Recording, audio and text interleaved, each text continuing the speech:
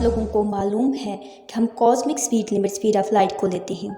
Einstein की theory of relativity हमें ये बताती है कि कोई भी ऐसी बॉडी जिसका इंट्रिंसिक मास हो वो कभी भी स्पीड ऑफ लाइट से ट्रैवल नहीं कर सकती, क्योंकि उस बॉडी को हमें स्पीड ऑफ लाइट तक एक्सेलरेट करवाने के लिए एक इनफाइनाइट फोर्स की ज़रूरत होगी, जो कि पॉसिबल नहीं है।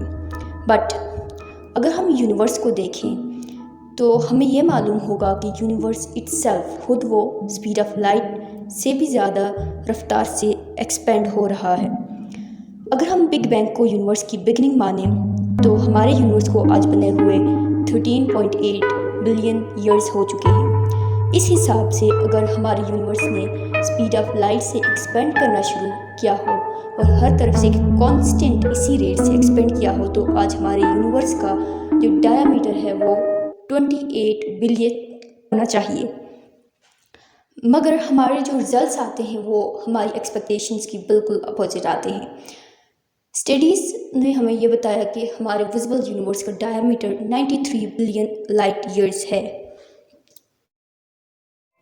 इसका ये मतलब हुआ कि अगर हम स्पीड ऑफ लाइट से भी ट्रेवल करें फिर भी हम विजिबल यूनिवर्स के एज तक नहीं पहुंच सकते, क्योंकि यूनिवर्स खुद स्पीड ऑफ लाइट से भी ज़्यादा स्पीड से एक्सपेंड कर रहा है और ये एक्सपेंशन रेट कॉन्स्टेंटली एक्सेलरेट भी हो रहा है। इसको एक्सेलरेट करने वाली डार्क एनर्जी, डार्क मैटर, उसके बारे में हम फिर कभी बात करेंगे। तो चलिए बात करते हैं वार्प ड्राइव के बारे में। वार्प ड्राइव एक ऐसा हाइपोथेटिकल मॉडल है जिसके ज़रिए हम यूनिवर्स में एक प्लेस से दूसरी प्लेस तक ट्रैवल कर पाएंगे, वो भी फास्टर देन लाइट।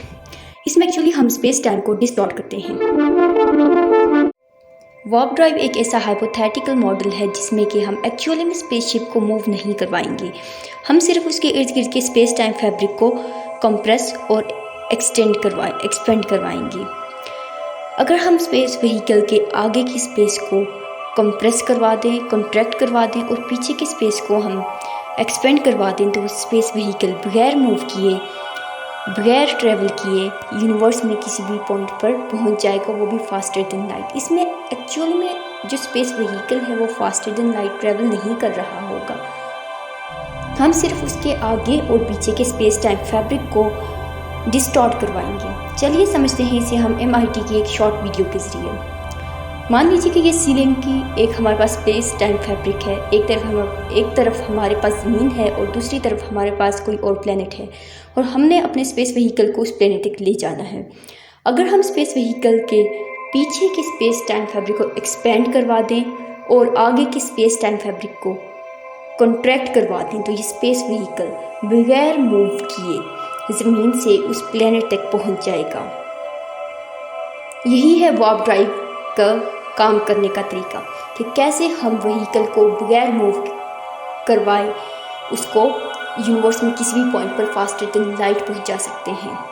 क्योंकि व्हीकल की पोजीशन चेंज नहीं हुई, व्हीकल की स्पीड भी चेंज नहीं हो रही, वो स्पीड ऑफ लाइट से ट्रैवल नहीं कर रहा, इसलिए हमें टाइम डायलेशन जैसी कोई चीज़ भी एक्सपीरियंस नहीं होगी।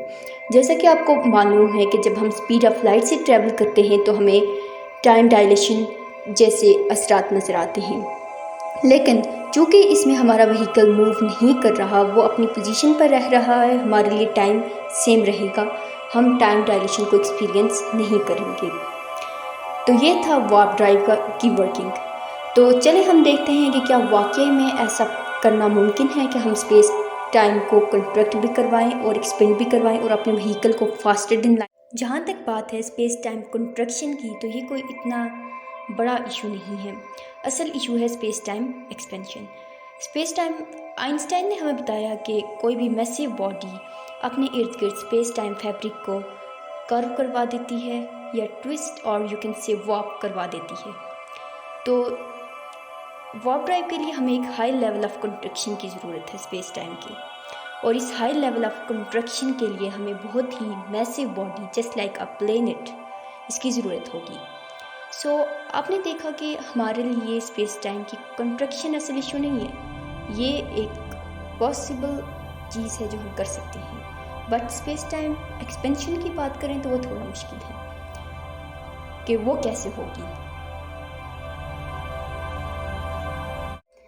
हम स्पेस टाइम फैब्रिक को डार्क मैटर और नेगेटिव मैटर के जरिए एक्सपेंड करवा सकते हैं।